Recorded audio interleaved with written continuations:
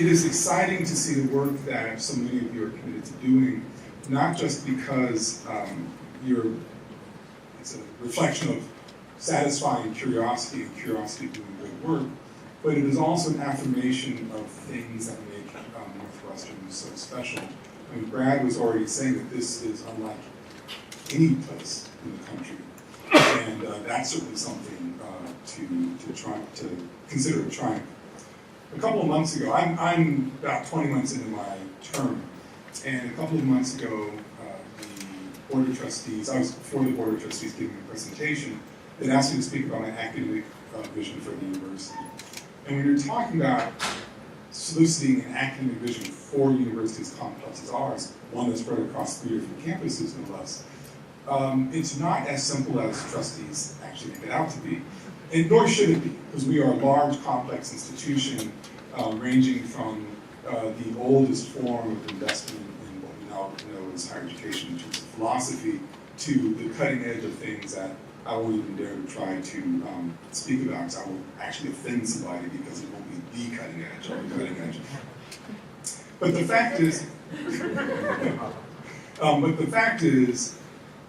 when I was doing my research and trying to tell the story about what the academic vision of the university should be, talking to deans of all the different schools and various stakeholders, it became quite clear that the story is a pretty simple one.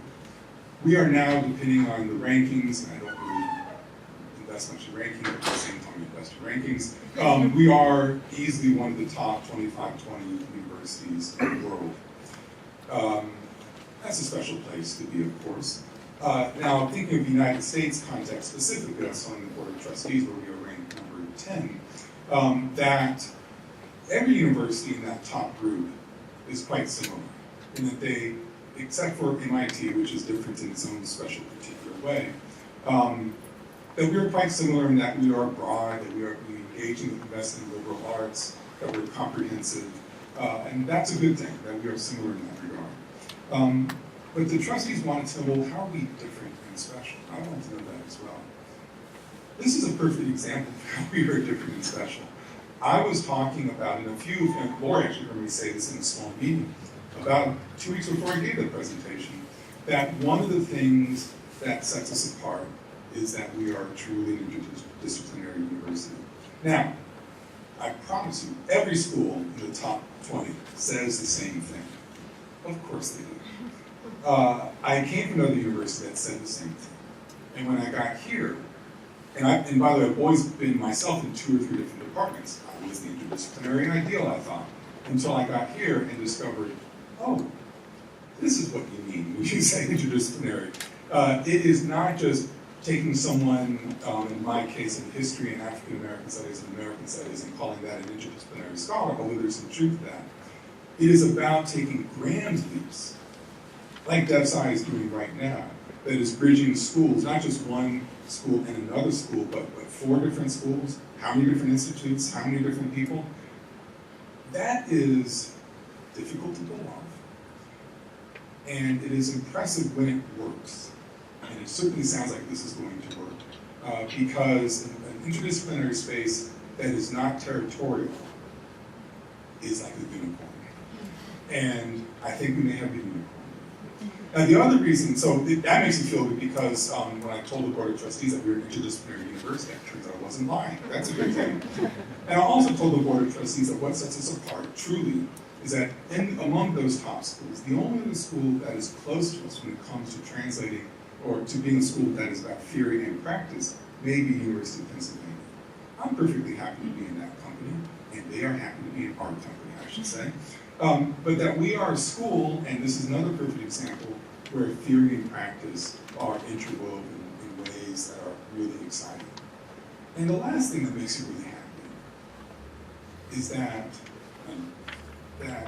this institute, this organization, these 2 cores are dedicated to doing good. I've been asked in the past why I chose this particular line of work, aside from the fact I have no other qualifications. The fact is, what I enjoy about my job, being at a university in general, is that I'm part of a community of scholars, students, and staff who collectively are engaged in oneness mission. That is answering questions that will make things better. Now, better in all kinds of different ways, of course. But for me, when I see Northwestern scholars engaged in a task that is making the world better for our most innocents, for some of the people who are most at risk, and that they are trying to answer questions that could not have been answered as recently as 5 or 10 years ago in medicine, trying to answer questions to improve the quality of life for our most precious assets. If you cannot be inspired by that, just don't get near me. If you can't be inspired by that, I don't know what would inspire you. Doing good to make the world better, answering questions, seeking answers that we don't know where the journey's going to take us. Doing all these things is facilitated, pursuing this is facilitated by being in an interdisciplinary project. You bring together people from very different backgrounds, and you make discoveries. Serendipitous to make the world better, healthier, and rewarding. Thank you.